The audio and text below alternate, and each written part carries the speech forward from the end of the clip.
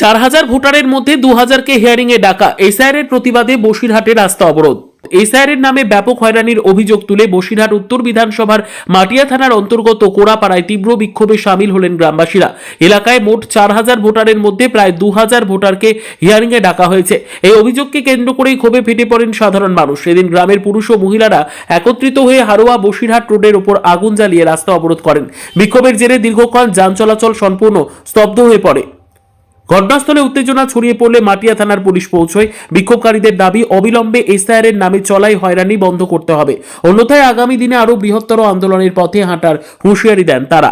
আমরা বিক্ষোভ দেখাচ্ছি। আজকের আমাদের টোটাল গ্রামে 5টা বুথে 4000 ভোটার আছে।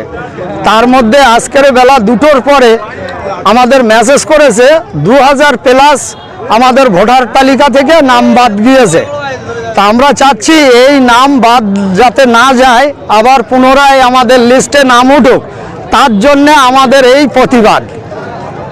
আপনার নাম কি? আমার নাম সিরাজুল মন্ডল। আমরা আজকে দুপুরবেলায় জানতে পেরেছি বিএলওদের মাধ্যমে আমাদের গ্রামে 4000-এর বেশি ভোটার, তার ভিতরে 2000 প্লাস নতুন করে হিয়ারিং এর নোটিশ আবার নির্বাচন কমিশন তাদের বিএলওদের মাধ্যমে আমাদের হাতে ধরিয়ে দিয়েছে।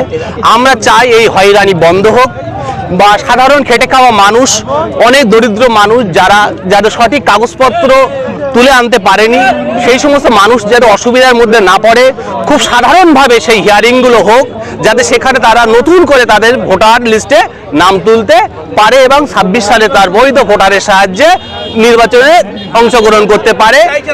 আমরা চাইছি মানে এসআইআর হোক, কিন্তু নতুন করে যেন হিয়ারিং এ নোটিশ না দাঁড়ানো হয় এবং সামান্য ভুল ত্রুটিকে একেবারে তুচ্ছ মনে করে নতুন তালিকায় সমস্ত মানুষের এসআইআর এর নামে তালিকায় নাম থাকুক এবং নতুন করে ভোটার তালিকা প্রকাশিত হোক।